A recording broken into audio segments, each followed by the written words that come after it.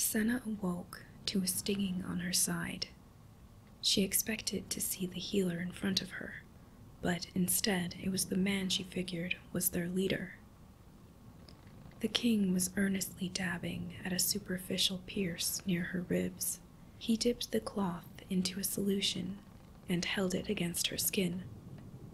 She couldn't hold in her wince as the sting overwhelmed her senses once again. Unconsciously, Sena shied away, trying to escape from the added pain. He looked up, concern rapidly taking over his features. "Come back here. I need to treat your wounds," the king said, as he lightly grabbed her arm. However, Sena couldn't understand his words, his enunciations seeming to be just meaningless sounds. Instead, she understood he wasn't trying to harm her further, through the way he said the words with care. He tried to continue his treatment, but she struggled again, not wishing to feel the bite of the liquid he held against her wound.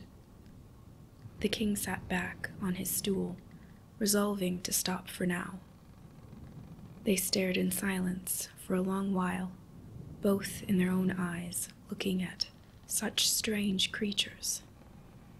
"You did well, defending you and your sister against the waterbeast," he said, looking Sena in the eye. "You can't understand me, and I can't understand you," his eyes searching for recognition in hers. "I can't let you both back into those waters." He looked out through the small circular window behind Sena. "Others like you have shown up dead. Goddess, you and her almost perished from my carelessness." Sena couldn't understand a word this being spoke. However, he said it with such earnesty. He seemed pained, an expression she had witnessed all too frequently on this world. As he spoke, she searched his features for his meaning. He seemed upset, but there was care in his intonation. She didn't feel he was upset towards her, more conflicted. It had been many days since the incident, and as time passed, Sena began to get to know her captors. Because she would need to be carried out, Sena hadn't left the room they first put her and her sister in. She did not trust the healer, Osmund. However, the leader, Joran, was slowly gaining her favor. As the days went on, Sena's concern over her whereabouts grew. She knew she only had a few more days left until their tails would wither, leaving them both with 2 limbs. They had already started showing symptoms, the discomfort becoming difficult to conceal. A sudden knock on the door shook Sena from her thoughts, and Joran strode through with 2 plates of food in his hands. He wore the same brooding scowl he usually did, and it only worsened when Sena accidentally winced as she moved to face him. "What is wrong, Sena?" he asked, his eyes roaming over her covered body, trying to detect where the pain came from. The king had spent many days with Sena, and had learned her name and taught her some of their language. Interestingly, their language had similar origins to that of the nymphs of Valimerence. Although she knew their language fluently, she was still having difficulty with this adaptation. However, she still taught what she could to Eione. "No wrong. Sena good," she said, momentarily forgetting the word "I," while shaking and nodding her head for emphasis. Joran didn't seem to believe her, as he kept his eyes on hers, searching. Although Sena longed to swim, to stretch and move, she was terrified to go back to the waters of this world. She had seen some of the water beasts the men caught, had eaten them, and she knew they were even more powerful than the tentacled monster that attacked them. She resigned to wait for her legs to be ready. Joran placed the food on her lap and turned to give the second to Eione, saying, "Eat, Eione." Joran always showed both of them kindness, however his demeanor towards Eione was different. He turned back to Sena and pulled up a chair, sitting next to her bed. Usually he taught her words, however today Joran started with a whispered question. "Where did you come from?" His voice was calm and rough as always, but hesitant. Sena understood his words and struggled to answer, partly because of her limited knowledge of the language, but mostly because she was concerned over his reasons for asking.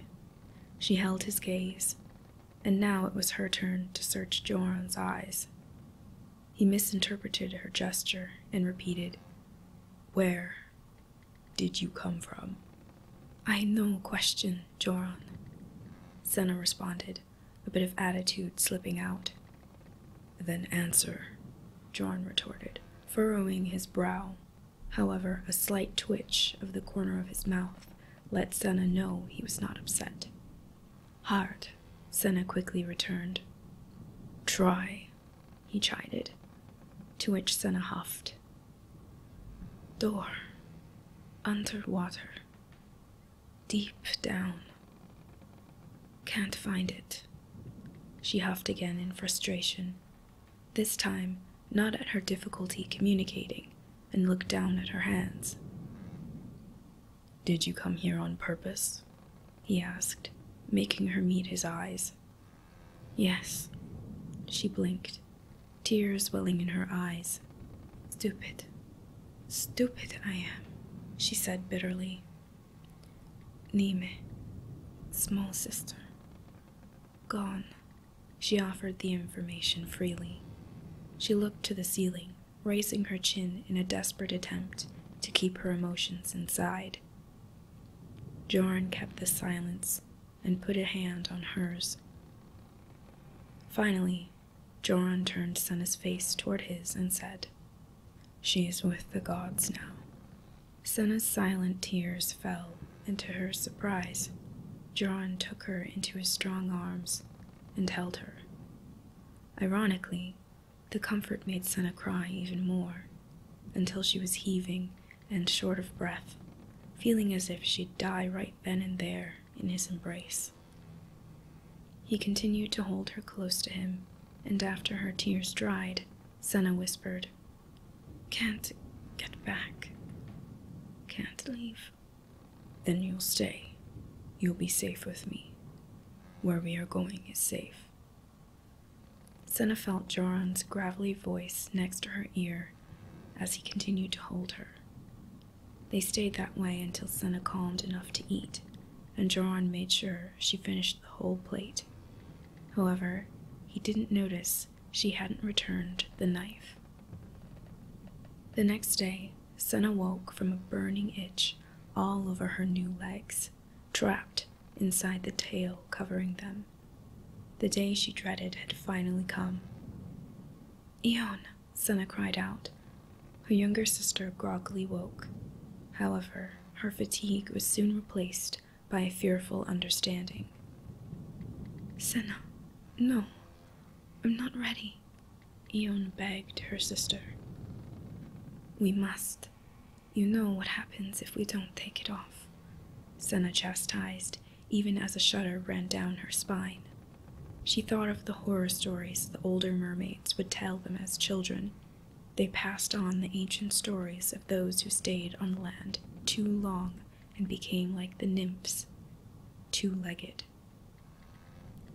The stories warned of the gruesome fates of mermaids who did not take off the decomposing tails or got injured in the process.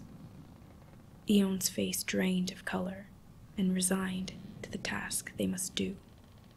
Sena drew back the blanket, uncovering her once beautiful tail.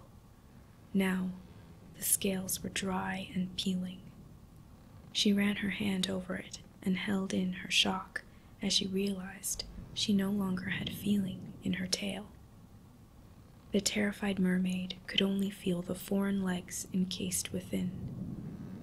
Sena produced the knife she had stolen, her hands shaking. Eione was now sitting upright and watched as Sena began slicing through the dead flesh sheathing her legs. Sena swallowed, repeatedly, to keep from heaving, and kept slicing down the middle, trying her best not to cut the legs beneath. "You're almost done, Sena. It's almost done," Eione said, trying her best to comfort her older sister. Sena's eyes burned, partly from being too scared to look away for fear the knife would slip, but mainly because the tale she loved so dearly was destroyed and reduced to rot. The knife, small and dull, was catching as she sawed through the deep muscle that once helped propel her through the depths. Finally, she reached the fin and put down the knife. Sena took a shuddering breath and grabbed either side of the chasm she created, prying open the dead body casing her unused legs. It seemingly fought back, but gave in to her ripping with a sickening crack. She stopped when she had unsheathed the appendages fully and stared at her new body. Eione broke the silence. "Can you move them?" Sena touched them, their smooth skin matching the texture of the new skin she had been growing these past days. She could feel the slimy goo they sat on, and the cool air assaulting them. She willed them to move, and they responded with a twitch. She could feel them. They were hers. After practicing for what seemed like an eternity of frustrating relearning, she could finally move the legs, ungracefully. Sena lifted herself with her arms and swung herself to the edge of the bed. "Careful," Eione warned in a fearful tone. Sena held on to the bedding and lowered her legs to the floor. The bed was high up, and she feared the limbs wouldn't hold her. They felt numb against the cool floor, and a tingling began to fill them. It became uncomfortable, and then peaked into pain as she continued to move. Sena held on to the bed, and anything she could, to try and balance as she dragged herself toward Eione. "Don't force yourself, Sena. We have time," Eione begged. "No, I'm not taking any chance," Sena replied, huffing as she inched closer to Eione. Sena could almost reach out. Eione was so close. However, her knees buckled under her, causing her to lose balance. She tried to catch herself, but instead she fell to the brutal floor, breaking her fall with her face and arms. "Sena!" Eione screeched. Sena rose up on her hands, reaching for the bed. "Fine," she lied, not touching her bleeding forehead. "No, I should call out for Joran," Eione replied, shaking her head. "No," Sena commanded. "I am fine." She pulled herself up, standing on shaky legs. Sena couldn't stand the thought of Joran seeing her like this, weak and broken. No, she would do this herself. Sena climbed onto the bed with Eione, her legs still feeling foreign and lazy. She met eyes with a frightened Eione and simply said, "It will be all right. You're going to be fine." Sena positioned the knife at the top of the tail, inches away from her sister's lifeless appendage. "Does it hurt?" Eione spoke up, a little too loud, in an attempt to stall her sister. "No," Sena replied, and then lowered her voice. "Not physically." At that, Eione gave Sena a look of acceptance, permission for her to continue. She cut through the now paper-thin scales and the decomposing flesh, holding her breath to stomach the stench. Eione was now silently crying and looking away. Sena had almost finished cutting through the bottom half when the ship jerked, from a sudden wave, causing the knife to tear into Eone's left calf. Eione cried out and looked into Sena's shocked eyes, her own terrified and knowing of the sickness that would come. "Sena." "No, you'll be fine, Eione," Sena said in a hushed voice, trying to influence a calm she didn't feel. Sena ripped through the rest of the tale, desperate to inspect the wound. It was deep and covered in rotting goo. Everything Sena feared. Sena was starting to mirror the terror Eione felt. She looked around helplessly and settled on the door. "I need to get Joran." Eione didn't argue, desperate for help. Catching herself against the wall, she snatched her blanket and roughly tied it around her waist, barely caring how well it covered her. Every step towards the door felt like lifting a heavy weight. She opened the thick door and praised the goddess it wasn't locked. As she stepped out, she realized they were on the top deck of the ship, the view looking out at the cloudy morning sky. A hallway ran to the left and right of her, and she silently debated which direction to take. She practically dragged her body down the left hallway. Sena desperately shouted Joran's name. However, the waves swallowed her voice, drowning the sound from carrying. She gripped the walls, dragging herself toward each door. No one was around, and Sena had never felt so alone. Finally, she reached a door, perched open. Sena began to yell for Joran, but stopped. "What are we to do once we reach land? They need water. We should keep them in a pond as pets." Osmund's burly laughter carried above the chatter of the shipmen who were eating. "It is none of your concern," Joran growled. "They can speak. Make them tell us where they come from," Osmund stated in a snide tone. "You wanted to kill them and study their corpses. Now that you know they can speak, they have value, but only as pets, right?" Joran stood forcefully, his tall frame shadowing the healer. The men eating at the other tables fell silent, and some stood, ready to act if needed. "You've gone soft since those sea wenches arrived," Osmund erupted. "I advised for your father, and now I advise for you. Do not befriend this enemy. Your father would pillage and conquer. Your father would have them tell us where they come from. Take their treasures. Take what is ours," Osmund continued, seemingly unafraid of the powerful king before him. "My father is dead.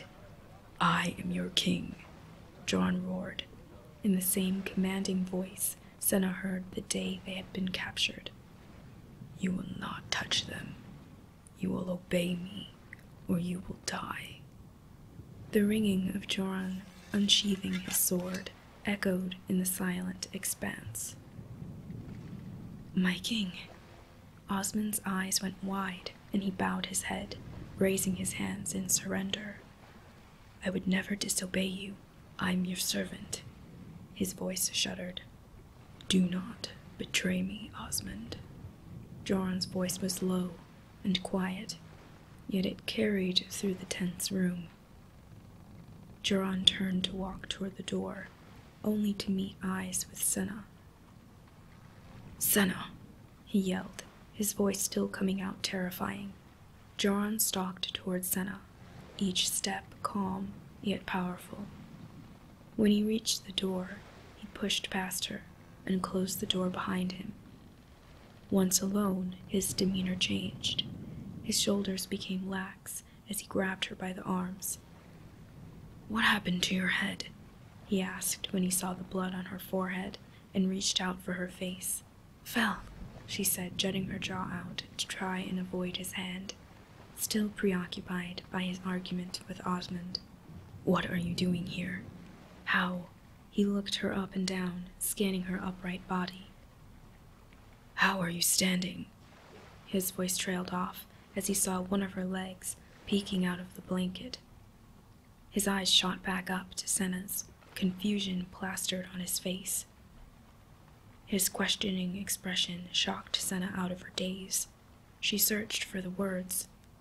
When on land, She then remembered the reason she searched for him. Eione hurt. I will call for Osmund. Joran wore a pained expression, and Osmund's words flashed through Sena's mind. No, Osmund. Sena begged, grabbing his hands to stop him from turning to the door. He won't hurt her. I will be there, Joran insisted, turning back toward the door. No, he bad. No, Osmund. Please, Joran, Sena begged, pushing past his broad chest to block the door. Joran huffed in exasperation and raked his hand through his hair as he thought, Sena, please calm. I will not call him, but someone must look at Eone's wound. I will call the apprentice of Osmund, Joran finally replied, only to be interrupted by a confused Sena. No, Osmund, she yelled, causing Joran to huff again. Student. Pupil, he growled and grabbed Sena's face, searching her eyes. Trust me. Sena felt helpless. However, in that moment, she knew Joran would protect them. She slowly nodded her head, although she still didn't understand what he was telling her. With her agreement, Joran swept her over his shoulder and swung open the door to the dining hall, shouting, Torben, come now. Immediately, the young man stood and ran for the door.